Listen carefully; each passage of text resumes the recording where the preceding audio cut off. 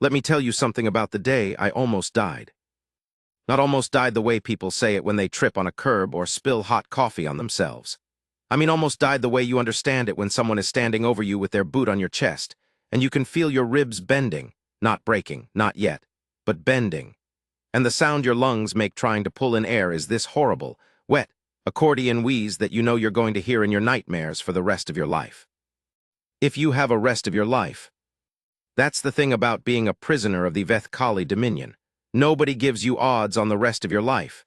You just sort of exist day to day, hour to hour. And you stop thinking in weeks or months because thinking that far ahead starts to feel like a cruel joke you're playing on yourself. My name is Specialist Marcus Reel. Former Specialist Marcus Reel, I suppose, because my unit was gone, my ship was gone, and I had been dragged across 3-star systems inside a containment pod that was too short for me to fully extend my legs. I hadn't slept in 4 days. I'd had water once.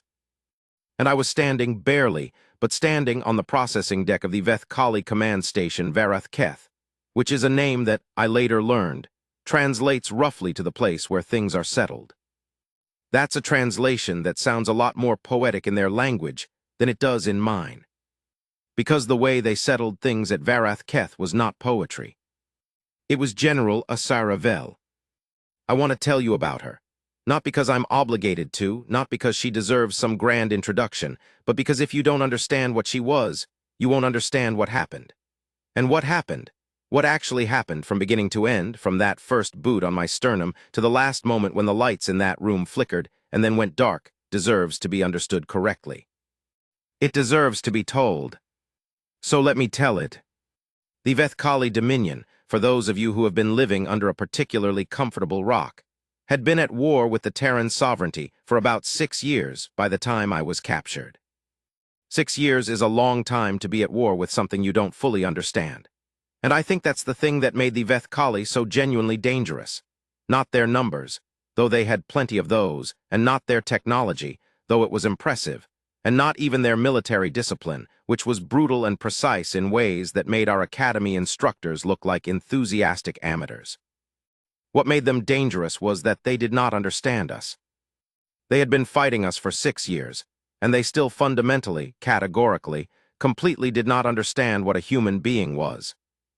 I know that sounds like I'm setting up a triumphant story where humanity proves itself and the aliens learn a valuable lesson. And I guess, in the broad strokes, that's what this is. But I want you to sit with that idea for a second, the idea of being at war with something you don't understand for 6 years, because it should terrify you. Because when you don't understand your enemy, you make assumptions.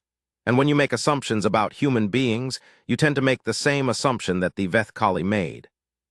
You assume we're fragile. You see the soft skin, no natural armor, no redundant organ systems, no venom, no significant regenerative capacity, small teeth, small claws, eyes that can't see in the dark, ears that can barely hear the low-frequency communication pulses that most of the galaxy uses as naturally as breathing. And you think, well, this is a prey species that got lucky. The Vethkali thought that, all of them. Even General Asaravel, who was smarter than most, thought that. And that miscalculation, that single, consistent, utterly reasonable miscalculation, is what I want to trace for you. Because it started the moment I was dragged onto that processing deck, and it ended somewhere I don't think any of us expected. The processing deck of Varath Keth was enormous in a way that felt almost theatrical. Vethkali architecture tends toward that. These cavernous, high-ceilinged spaces with floor-to-ceiling viewports looking out at whatever impressive astronomical feature happens to be nearby, as if the whole point of the building is to remind you how small you are. Varath Keth was positioned near a gas giant called, in the Dominion's catalog, Urath, which was about twice the size of Jupiter, and had a storm system near its equator that had been going for something like 4,000 years. The storm was visible from the processing deck, this vast, slow, amber spiral turning lazily against the orange and red banding of the planet's upper atmosphere. It was objectively beautiful. I noticed it because I was trying not to look at the guards. There were 8 of them, Vethkali soldiers, all female, which is the norm for their military structure. Vethkali females are larger than the males by a significant margin, and their military is almost exclusively composed of females for this reason. They stand between 7 and 8 feet tall, with the elongated, angular frames that their species carries, long limbs, narrow torsos, secondary arm joints that allow a range of motion humans simply don't have, and a skin covering that's somewhere between scales and chitin, overlapping plates of a dark, iridescent material that shifts color slightly under different light conditions, like oil on water. They were beautiful in the way that dangerous things are beautiful, the way a rip current is beautiful from above. They weren't looking at me with anything you could call contempt. They were looking at me the way you look at cargo, with professional disinterest and a mild, administrative awareness that I existed and was their responsibility. I was barefoot. They'd taken my boots during processing, along with my uniform jacket, my communicator, my field kit, and the small photograph of my sister that I'd kept in my breast pocket for 3 tour. I was in my undershirt and trousers, both of which were torn and dirty and smelled like the containment pod. My wrists were cuffed in front of me with magnetic restraints, Vethkali make, cold and heavy, with a small status light on the connecting bar that was a steady green, which I had learned meant fully locked, biometric override only. I was standing because they had directed me to stand. My legs hurt, my back hurt.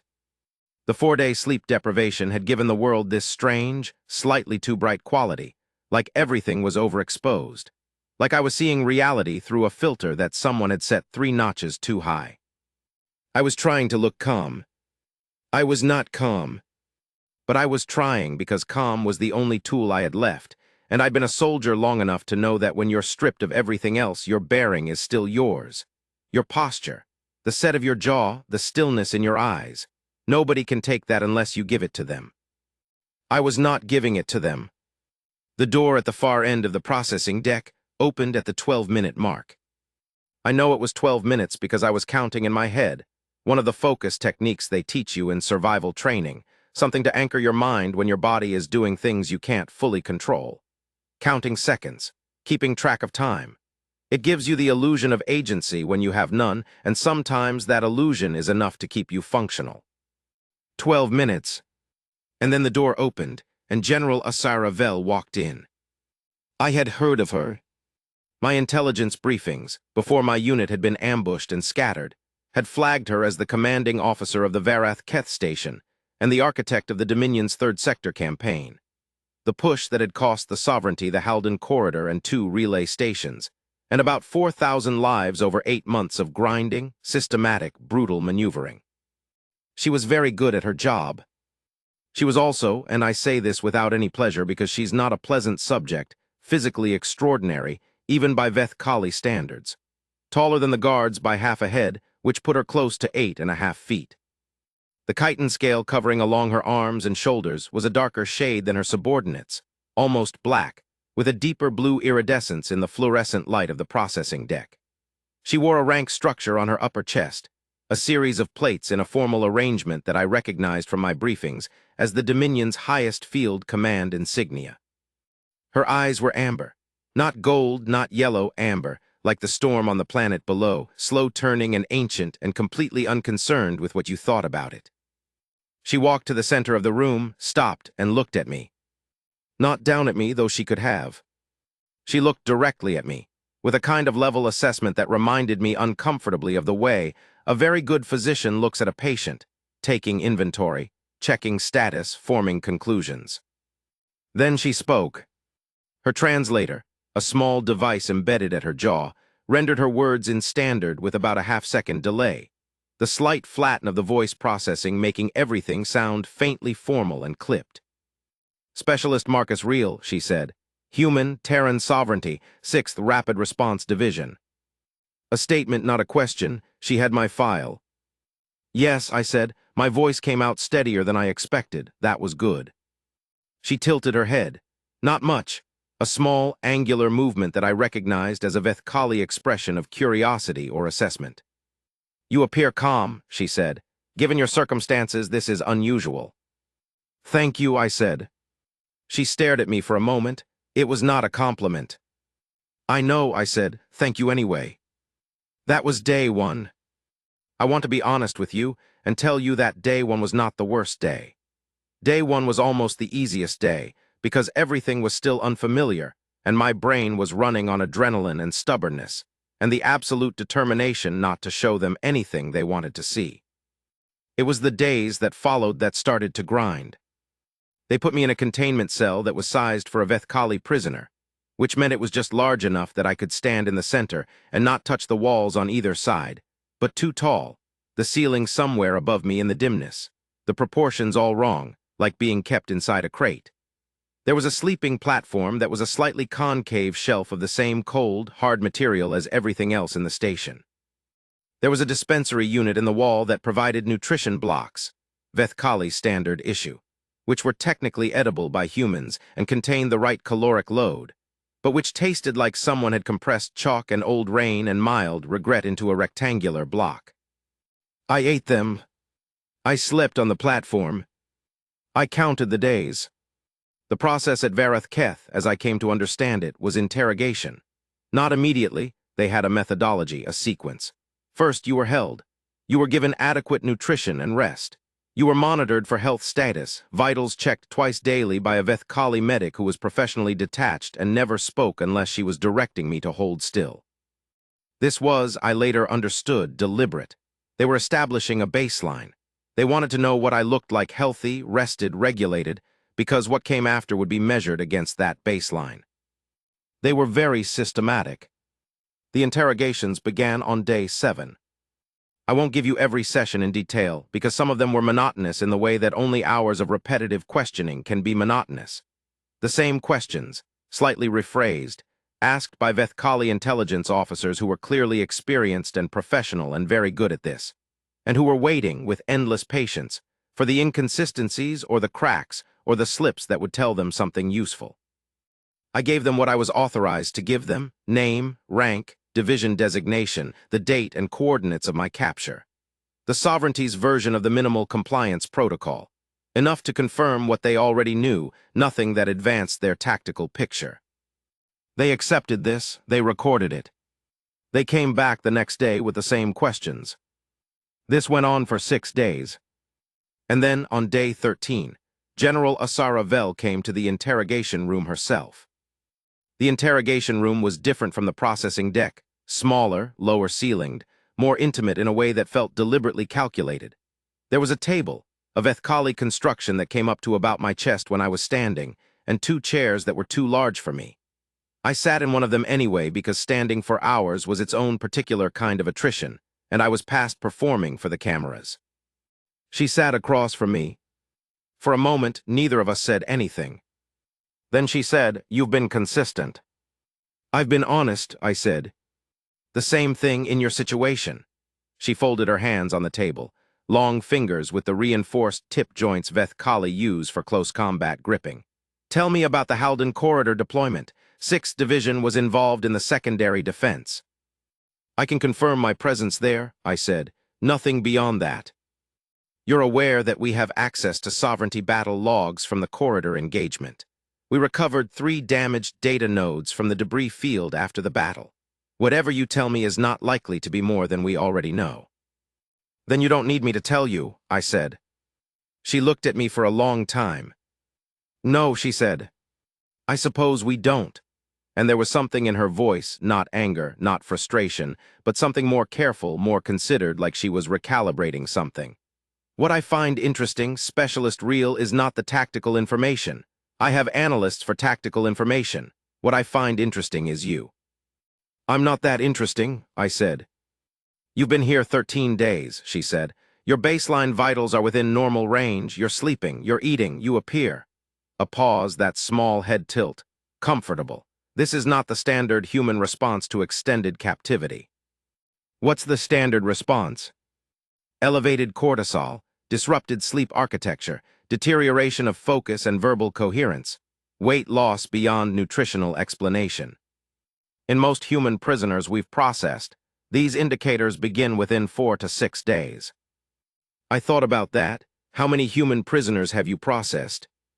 "You're the 43rd, she said. I filed that away. Not the number specifically, but the fact that she said it, the fact that she was giving me information, not accidentally, but deliberately. She was being deliberate about everything.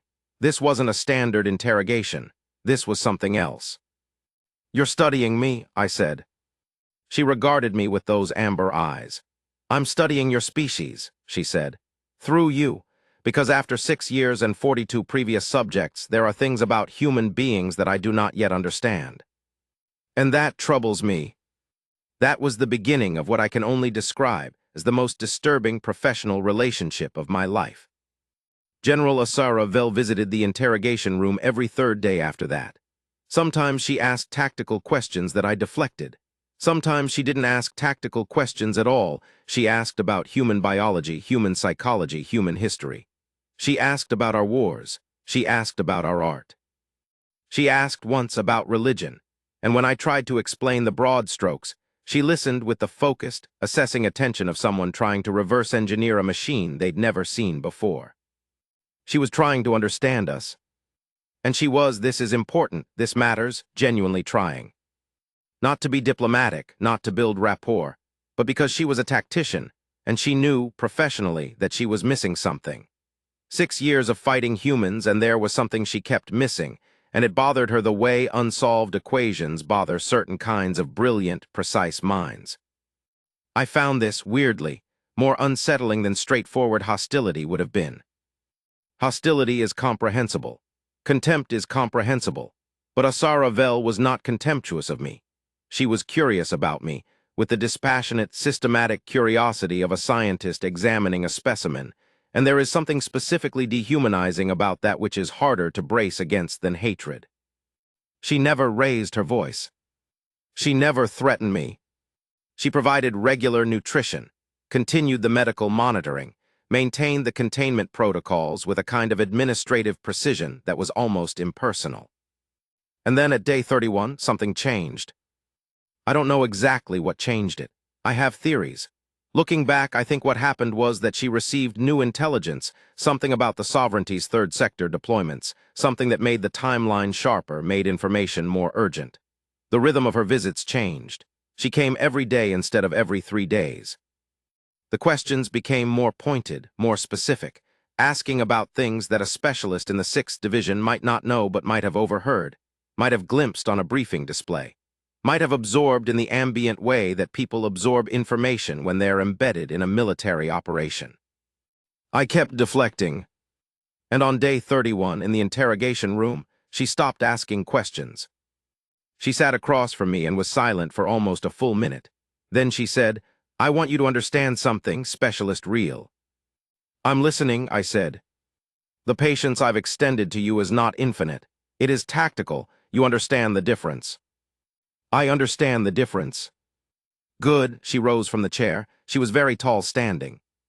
I'd grown somewhat accustomed to the proportions of the Veth Kali over the month, but in that moment, in the close quarters of the interrogation room, the difference was vivid. Tomorrow, the approach changes. I held her gaze. The approach can change, my answers won't. Something moved across her face then, not quite anger, not quite respect, but something somewhere in between, something that didn't have a neat human translation. We will see, she said. And that was day 31. They moved me to a different room. Not the interrogation room with the too large table, and the almost casual atmosphere of those strange, philosophical conversations. This room was different, smaller, starker, no chairs, no table, just the flat floor and the same cold material on the walls, and a single overhead panel that was dialed up brighter than anything I'd been exposed to since my capture, to the point where the light felt almost physical, like pressure on the back of the eyes. There were 4 guards instead of 2. And then Asara Vel walked in, and she wasn't wearing her formal rank structure. She was in what I can only describe as a working version of her uniform, lighter, less ceremonial, designed for movement. Something in my chest tightened. Not fear exactly, I want to be clear about that. By day 32, the fear had been metabolized into something else. A kind of focused attention, a heightened awareness, the way your senses narrow and sharpen when your nervous system understands that something important is happening even if your conscious mind is still catching up. She walked to the center of the room, stopped, looked at me. This is not an interrogation session, she said. This is a demonstration. Of what? I asked. Of what happens when patience becomes impractical, she said, and of what I believe about your species. I didn't say anything. There didn't seem to be anything useful to say. I believe, she said, and her voice was entirely level, entirely professional, that your resilience is psychological, that it is a trained behavior, that it can be overcome with sufficient physical input, because underneath the training, you are a biological organism with pain responses, and pain responses in all organisms produce compliance. That's a theory, I said. Yes, she said, I'm going to test it. I want to be careful here about how I tell this part. Not because I want to protect myself from the memory, though God knows some of it, I'd rather not revisit in full detail. But because I think there's a difference between telling a story that serves the truth and telling a story that serves shock value, and this particular section of events is one where it's easy to tip toward the latter. So let me tell it straight. She hit me. Not, and this distinction matters, with weapons. Not with the shock devices or the chemical agents that I knew were part of the Vethkali's expanded interrogation protocol. She hit me with her hands, or rather, with the entire physical architecture of the Vethkali body, the weight and leverage and reach of it, applied with the kind of controlled, methodical force that only comes from serious training. The first blow was to my midsection. She didn't wind up, didn't telegraph it, didn't give me any of the preparatory physical cues I'd been trained to read. It was simply there, with a speed that was genuinely surprising from something her size, the way a large animal can move faster than your brain has categorized it as capable of moving. It knocked me off my feet. I want to be honest, I have trained in hand-to-hand combat. I have received blows from other human beings in training contexts that were significant. I have been hit in the field. None of that fully prepared me for the physics of a Vethkali strike, the sheer mass and force of it, the entirely different scale of what I was dealing with. The floor of that room was very cold and very hard. I lay there for a moment, doing the quick internal assessment you learn to do automatically, checking where the pain was sharpest, what was moving, what wasn't, whether anything felt wrong in the way that means structural problem, not just temporary agony. Ribs bent, not broken. I'd broken ribs before, I knew the difference. I got up. She watched me get up. I had the impression, and this is hard to articulate, that she was genuinely paying attention to that, to the getting up, like it was the data point she was most interested in. Why did you stand? She asked.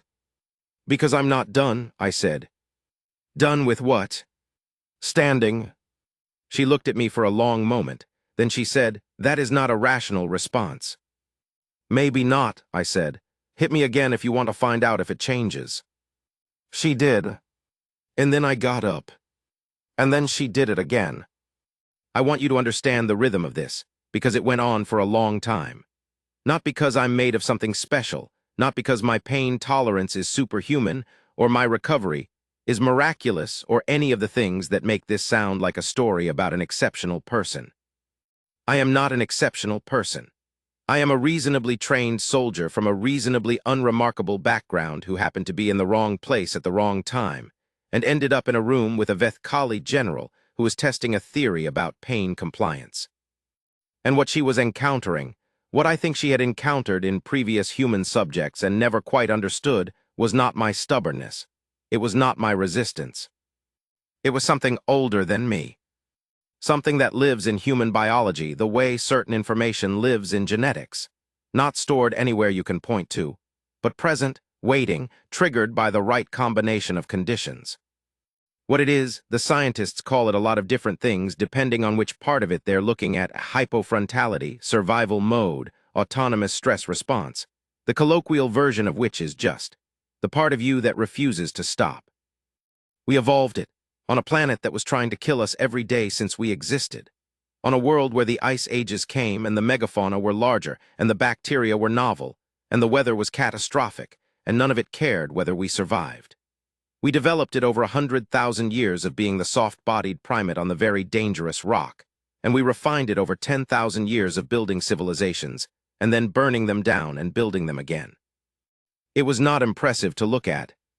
From outside, from a Saravel's perspective, it probably looked like stubborn, irrational refusal to comply with the obvious conclusion. It probably looked like the behavior of a damaged machine that hadn't received the shutdown command yet. But it wasn't stubbornness. It was activation. And the thing about activation is that there's a threshold. And the thing about the threshold is that you don't always know where it is until you've crossed it. And the thing about crossing it is that once you're on the other side, you're no longer making decisions the same way you were making them before. You're not thinking anymore. You're responding.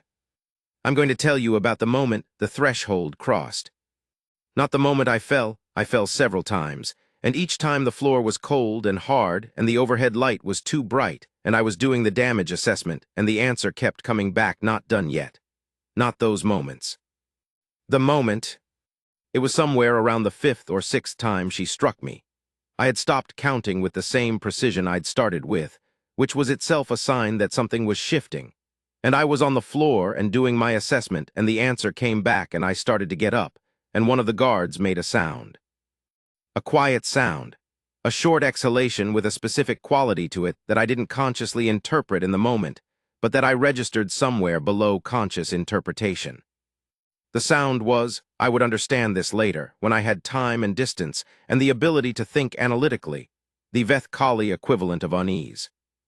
4 guards, all of them combat veterans, all of them standing in a room watching their commanding officer administer a controlled physical demonstration on a prisoner who was half their size and species. And one of them made the sound that means something is not right here. Not about what was being done to me. About me. About the thing that was happening inside me that they could see from the outside. The same way you can tell when an animal is in a corner not because it's given up, but because it's done something else. Done with the fear part, the flinching part, the part that was still operating on the premise that this was a situation that could be navigated with careful, conscious, deliberate behavior. I got to my feet, and this time it was different. Not dramatically, not in a way that announced itself. I didn't growl, I didn't change my face into something cinematic and fierce, I didn't say anything memorable. I just stood differently than I had been standing. My feet found a position without me directing them to, a weight distribution that was lower and wider than before, and my hands came up, and my breathing changed, and I looked at Asara Vel with eyes that were, I'm told, no longer the eyes she had been looking at for the past 31 days. She noticed. "Stop," she said. And I realized, with the part of me that was still running the narrative in real time, that she wasn't saying it to me. She was saying it to herself. She stepped back, not far, maybe half a pace, a small adjustment that she probably wasn't consciously aware of making. The amber eyes were very focused, very still, and there was something in them that was new. "There it is," she said softly, not to me, not to the guards, to herself. "There it is." She was looking at me the way she might look at an equation that had finally resolved. Not triumph, not concern, recognition. The recognition of someone who had been waiting for a thing to happen, and it had happened, and now she understood something she hadn't understood before. "What is your cortisol level right now?" she asked, and I realized she was asking the monitoring system, not me, because a number was presumably appearing on a display I couldn't see. Then she was quiet for a long time. "Specialist real," she said. "In approximately 47 Veth Kali standard minutes, your neurochemical profile has produced a cascade that we have not seen in any of your previous 42 species mates at this station." "Is that good or bad for me?" I asked. My voice was perfectly flat. "I don't know yet," she said. "Then we're both learning something new," I said. Part 2, the thing about Deathworld. Let me explain something before I go further. The term Deathworld, it gets used a lot in galactic diplomatic and scientific contexts, and like most terms that get used a lot, it's become somewhat diluted. People use it to mean a planet with hostile conditions, which is technically accurate but misses the point. Any planet is hostile if you're not adapted to it. That's not what Deathworld means. Deathworld means something specific. It means a planet where the selection pressure is so extreme, so consistently brutal, so unrelenting across so many different threat vectors simultaneously, that the organisms which survive and reproduce on it are not just adapted. They are optimized for survival in a way that has no parallel in calmer environments. Earth is, by the galactic biological community's formal classification, a Class 7 Deathworld. Class 7 out of 9. The galaxy has 9 classification levels for planetary danger. Most inhabited worlds cluster in the 2 to 4 range. Most sapient species develop on planets in the 3 to 5 range. Enough challenge to drive evolution toward intelligence. Not so much that survival is the only project and everything else gets sacrificed at its altar. Class 7 means we evolved on a planet that was, for essentially the entirety of our species' existence, actively, consistently, multidimensionally trying to kill us. Ice ages, supervolcano eruptions that blocked the sun for years, megafaunal predators with body mass ratios that should have made us purely prey, bacterial and viral load that is still, by galactic medical standards, extraordinary. The sheer diversity of pathogenic organisms on Earth is a subject of ongoing academic study because it shouldn't, statistically, produce a sapient species. It should produce very robust single-celled organisms and a few specialized multicellular scavengers, and then a lot of dead ends. Instead, it produced us, and what it produced in us, what it wrote into our neurology and our endocrinology and our connective tissue and our bone density and our cardiovascular reserve capacity, what it wrote into the architecture of how our brains make decisions under extreme duress, is not something that can be demonstrated in a laboratory or a briefing or a diplomatic meeting. It can only be demonstrated under pressure. Real pressure, the kind Sarah Ville had just applied. She didn't hit me again that day. She had the guards return me to my cell, and she stood in the middle of that bright room watching me go, with the look of someone who had gone in expecting to prove a theorem, and had instead discovered that the theorem was wrong in a way that required substantial revision of everything that followed from it. I was back in my cell for about 2 hours before the adrenaline fully faded. When it did, I took a thorough inventory of myself. 3 bruised ribs, a cut above my left eyebrow where I'd connected with the floor at a bad angle on the 3rd fall, significant contusions along my right arm and left shoulder, and a jaw that was going to be sore for days. No concussion. I'd checked my pupils in the reflective surface of the dispensary unit, and they were matching and responsive. I ate a nutrition block. It still tasted like chalk and old rain. I lay on the sleeping platform and stared at the ceiling and thought about what had just happened, and more specifically about the sound that guard had made, the sound of unease. Because that sound told me something. It told me they had seen something they didn't expect, and the things the Veth-Kali don't expect from humans are the things that might matter. I had a lot of time in the hours that followed to think about what I'd felt in that room, about the threshold crossing, about the way the tactical part of my brain had started running calculations that I hadn't consciously initiated, mapping the room, measuring distances, identifying structural information about the guard's positioning. Automatic, involuntary, the way your hand pulls away from heat before you've consciously registered the burn. My nervous system had been preparing responses that I hadn't authorized. That's the thing about Deathworld instincts. They don't wait for permission. She came back 2 days later. Not to the bright room, to the interrogation room with its too large table and its almost conversational atmosphere. She sat across from me and looked at me for a moment without speaking, the way she had on that very first day. "Your injuries," she said, "are they healing adequately?" "Yes," I said. "The medic reports your cellular repair rate is above what our models predict for a human of your age and baseline health," she said. "I note this is not the first time our measurements have produced unexpected results with your species." "Maybe your models are wrong," I said. "Yes," she said quietly, "I am beginning to think they are." We looked at each other across the too large table. "What happened in that room?" I said. "2 days ago, what were you measuring?" She considered this for a moment, deciding, I think, how much to give me. Then, "I was testing the theory that human psychological resistance is cortical, voluntary, that it can be overridden by sufficient pain input, the way a security code can be overridden by sufficient force." "And the theory was correct," she said, "up to the point that it was not, which is to say it is correct for a Veth-Kali subject. It is correct for every other sapient species we have processed at this station. Under sufficient pain input, voluntary resistance reaches a threshold and collapses, and the subject complies. The neurochemical profile associated with this collapse is consistent across species. Elevated cortisol, suppressed prefrontal function, sympathetic dominance, and then compliance. But that's not what happened with me, I said. No, she said. What happened with you is that the same neurochemical profile, which in every other subject precedes compliance, in you precedes something else. What? She was quiet for a moment. Escalation, she said. Rather than the prefrontal collapse producing compliance, in you it appears to have produced a shift to a deeper, older system. Something below the cortical level. Something that does not respond to pain as a shutdown signal. It responds to pain as a startup signal, I said. She looked at me steadily. Yes, that is the correct formulation. She asked me in that conversation to explain it to her. And I did, or rather I tried.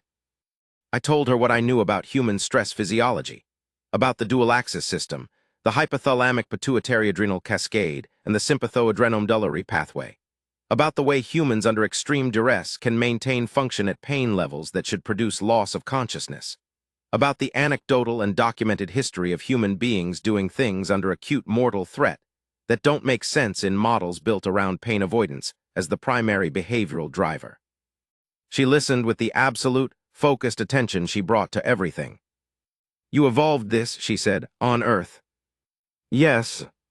What was the selection pressure? I thought about how to answer that. Everything, I said. The prey we hunted, the predators that hunted us, the weather, the disease, the geography, other humans sometimes, for about 100,000 years, surviving required not having an off switch. An off switch, she repeated.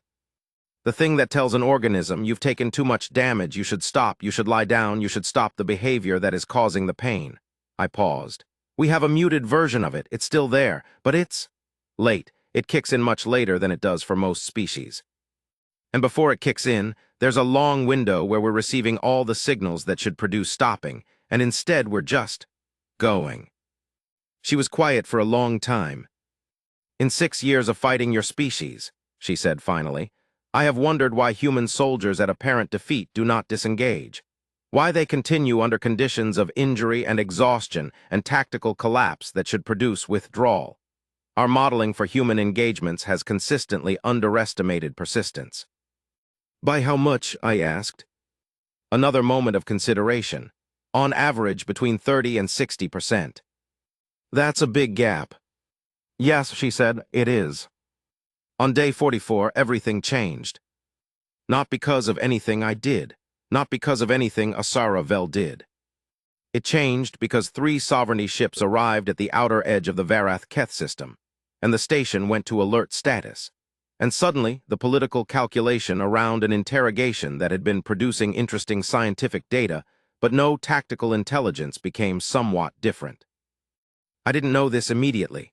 What I knew was that the lights in my cell shifted from the standard blue-white to a dim amber station alert mode. I had learned. And the ambient vibration in the walls changed pitch, the way a ship's hull sounds different when the drives are running hot. Something was happening. I sat up on my sleeping platform and listened.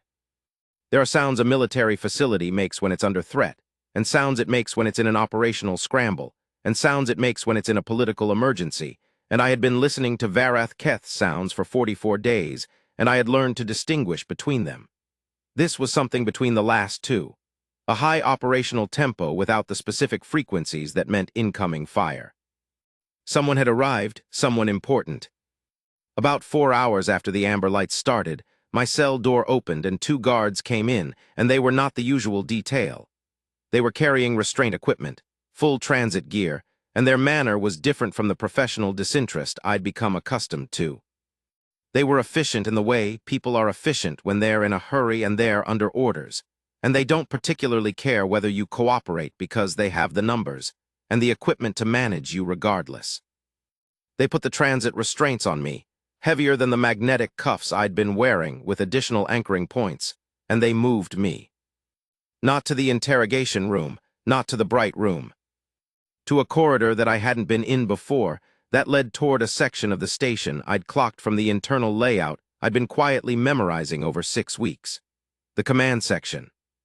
Something significant was happening, and they were moving me into proximity to the center of it, which meant either I was suddenly relevant to whatever was going on, or I was suddenly a liability that needed to be managed in the command section's sight lines. Neither option felt particularly comfortable. They put me in an observation hold, a room with a transparent wall overlooking the station's main tactical operations center. I could see out. The people in the ops center could see in, theoretically, though most of them were too occupied to look. Through the transparent wall, I could see what was happening. The 3 sovereignty ships had not come alone.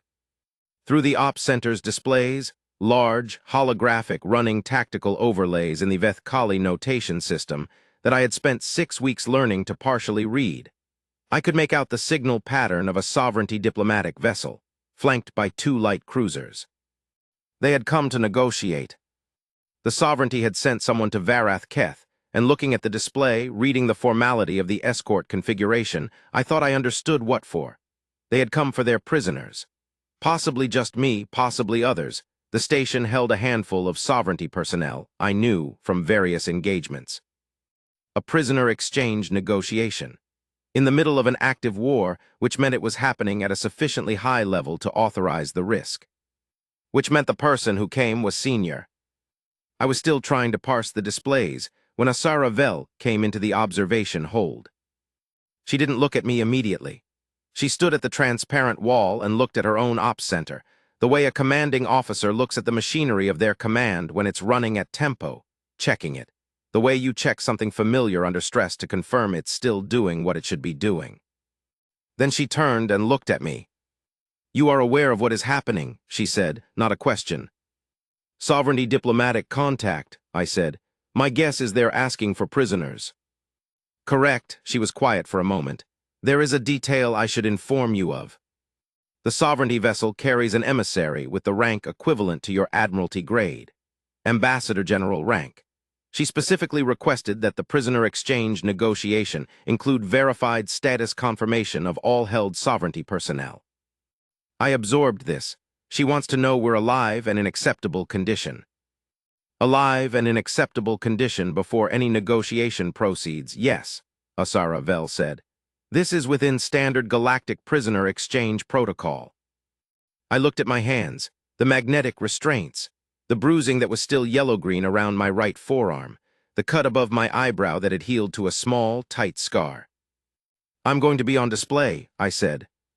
"Possibly," she said, "if the negotiation proceeds to status verification. The decision on protocol will be made in the next." She paused. The amber eyes were doing something careful, something I hadn't seen from her before. Specialist real. "Yes. I want to tell you something." I waited. She turned fully to face me, and for the first time in 44 days, she looked at me not as a subject or a prisoner or a data point, but as something else. Something I don't quite have a word for.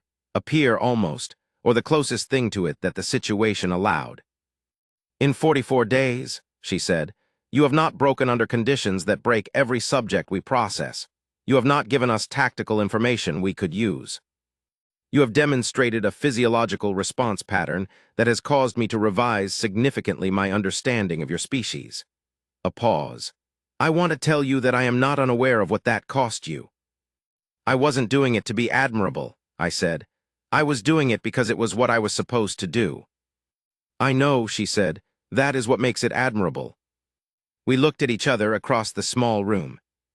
"What happens next?" I asked. "That," she said, "is determined by the negotiation." The negotiation took 11 hours. I spent most of those hours in the observation hold, watching the ops center through the transparent wall, learning what I could from the displays and the movement of personnel, and the way the station's operational rhythm shifted and resettled as the diplomatic contact played out. I ate 2 nutrition blocks. They still tasted like chalk. At the 8-hour mark, something changed in the ops center, a different kind of activity, a shift in personnel positioning that felt conclusive rather than ongoing. The holographic displays shifted configuration. An agreement was being reached. And at the 10-hour mark, Asara Vel came back to the observation hold. She stood in the doorway and she said, "The exchange has been agreed. 3 sovereignty personnel held at Varath Keth for 2 Dominion intelligence assets held at Sovereignty Station Karanath. Exchange to take place within the next standard cycle. I'm going home, I said. You are going home, she agreed. I let out a breath I think I'd been holding for 44 days. But that's not the end. Because the exchange process required status verification. And status verification required me to be presented in the ops center, in front of the holographic display that was relaying the interaction to the sovereignty diplomatic team, in view of both parties. And when they walked me into the ops center, in my tattered undershirt and prison trousers, with the healing scar above my eye and the residual bruising visible on my arms, the Vethkali crew, who had spent the last several hours managing a high-level diplomatic negotiation, got their first good look at the human prisoner they'd been holding. There was a moment. I don't know how to describe it exactly. It was a stillness that moved through the room like a wave, starting from the personnel nearest to me and moving outward, and it was the stillness of beings who are recalibrating their assessment of something. I looked like I had been in a fight. Not like I had been destroyed, not like I had been broken.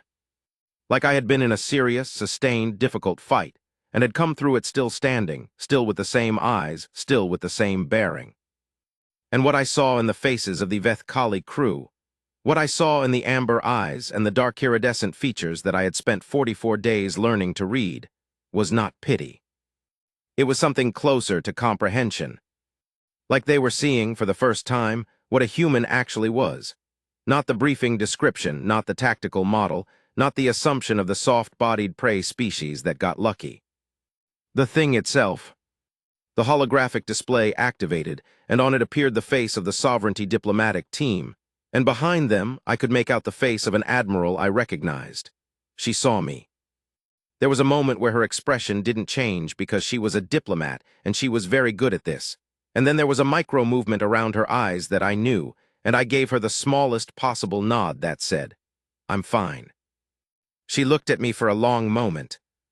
Then she turned back to the negotiation and said, "Status confirmed. Sovereignty personnel appears physically intact. We will proceed with exchange documentation." The exchange happened 12 hours later, in the station's primary docking bay, with the kind of precise, formal, mutually armed and wary efficiency that characterizes every prisoner exchange in the history of warfare regardless of species, because some things are universal. Asaravel was present. She stood with her officers at the edge of the exchange zone, in her formal rank structure, and watched as I walked across the marked floor toward the sovereignty personnel who had come to receive me. I stopped at the midpoint. I don't know why, I hadn't planned to, but I stopped and turned and looked back at her. And she looked at me. "Specialist real," she said, formal, correct. "General," I said. A pause. "I have one more question," she said. "Go ahead." "In the room," she said, "day 32. When you stood the 7th time, you knew you might stand an 8th time, a 9th time indefinitely. You did not know how it would end." "No," I said. "Then why?" I thought about it, thought about whether there was a better answer than the one that was true. "Because stopping felt like a decision," I said, "and I hadn't made it." She was quiet. "That," she said, "is not a thing I am capable of understanding in the way I understand other things, but I believe that I have seen it." "Yeah," I said, "you have." And I turned and walked across the rest of the floor. Resolution. I spent 3 days on the diplomatic vessel before we reached a sovereignty relay station, where I could be properly medically evaluated and debriefed. The medical evaluation confirmed what I'd assessed in my cell. 3 ribs that had been bruised but not fractured, now substantially healed. The cut above the eye healed. Contusions across the arm and shoulder healed. Overall nutritional status within acceptable parameters, sleep architecture slightly disrupted but recovering. The doctor who did the evaluation, a young lieutenant commander named Parrish, who had the slightly overwhelmed manner of someone doing a job that was bigger than she'd expected, kept pausing and looking at my scans with a slight furrow between her eyebrows. "You were held for 44 days, she asked. "Yes," I said. "And physical contact was initiated by the holding party on day 32. "Yes." She looked at my scans again. "Your healing rates are at the high end of normal, like the very high end." "I'm not anything special," I said. This is just what 44 days of motivation does. She stared at me for a second, then she wrote something in her notes and moved on. The debrief took 2 days.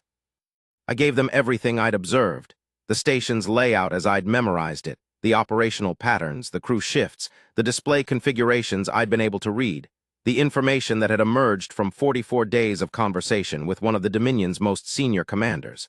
Some of it was tactical. Some of it was strategic. Some of it was the thing that I'd come to think of as the most significant intelligence I'd gathered. What the Vethkali didn't understand about us, and the ways that misunderstanding had begun to shift.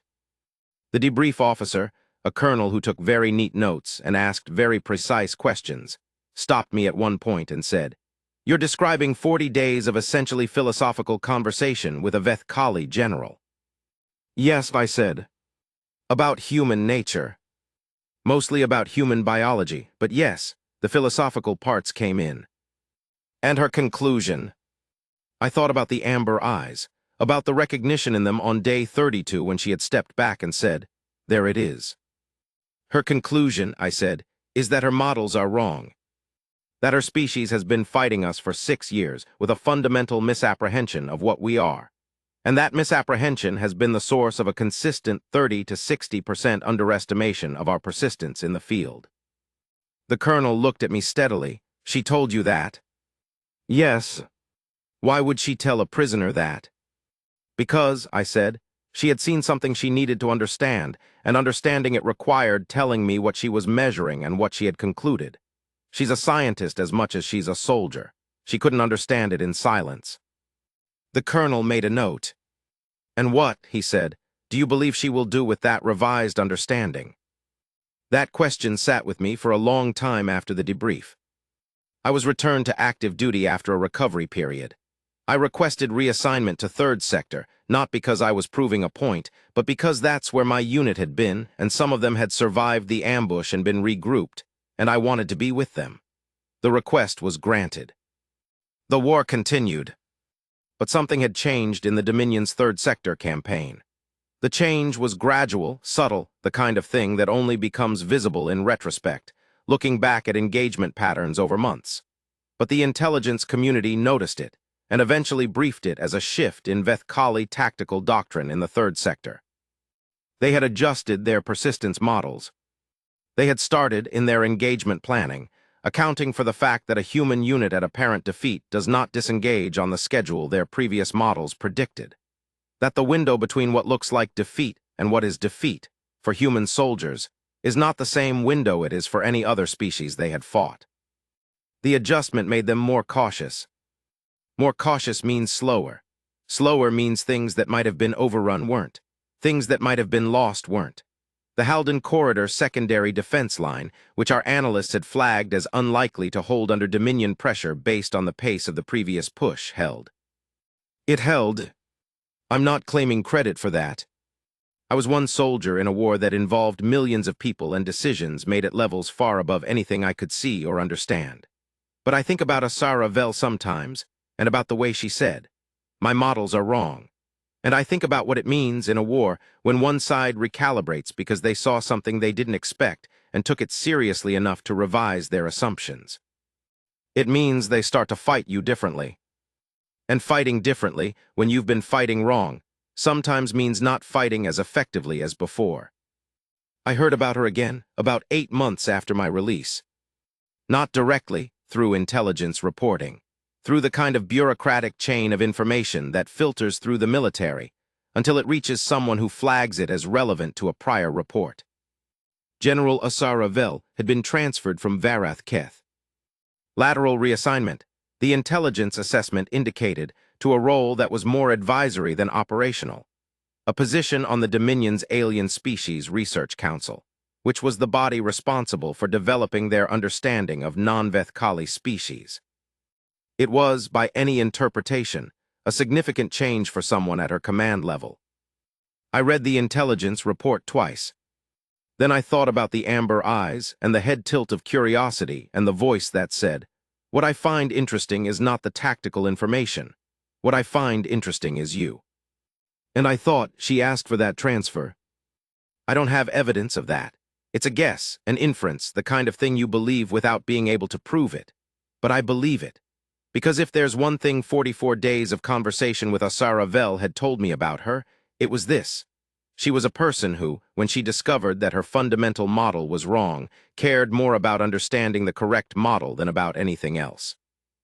Even command. Even operational prestige. She had encountered something she didn't understand, and she had gone to the place where she could understand it better. In another life, I think we would have gotten along. Let me close this where I started. The moment on the floor of that bright room, when the overhead light was too intense, and the cold was very real, and my ribs were bent but not broken, and I was doing the assessment, and the answer came back. Not done yet. I want to tell you what that felt like from the inside. Because I've told you what it looked like from the outside, the changed posture, the different eyes, the thing the guard heard that made her exhale in unease. But from inside, it was nothing dramatic. It was quiet, actually. The pain was still there. Everything that hurt continued to hurt. Nothing about my body had changed in any physical way. But there was a quality to the moment, a specific quality, like a signal shifting from static to clear, where I stopped negotiating with the situation and just inhabited it. Where the part of my brain that was running cost-benefit calculations on whether this was survivable and what the probable outcomes were, and how much worse it would get before it got better just sort of, fell quiet. Not because it was answered. Because it didn't matter anymore. And what was left when that went quiet was very old and very calm and very, very patient. I've thought about what to call it over the months since. I've heard the scientists' terms and the philosophers' terms and the soldiers' terms, and none of them quite capture it. The best I can do is this. It's the thing that happens when a human being stops trying to survive and just is the surviving. It's 100,000 years of ancestors who got up when the thing that knocked them down thought they were done. It's in us the way the stars are in the dark, not always visible, not always necessary, but present and real and massive. And the thing about the Veth Kali, the thing about every species that looks at us and sees the soft skin and the small teeth and the eyes that can't see in the dark, is that they look at us and see what we are in the easy moments. They don't see what we become when the easy moments are gone. Asara Vel saw it. She said, "There it is." And she was right. There it is. That's what we are when you push us far enough to find out. That's the thing that lives inside us from a world that spent 100,000 years trying to make us something else. We are the species that got up. Every time. Not because we're heroes, not because we're special, not because we decided to. Because somewhere in the oldest part of what we are, there is something that simply has not, in all the long history of our stubborn and improbable existence on a world that should have finished us 1,000 times over, ever fully learned how to stay down.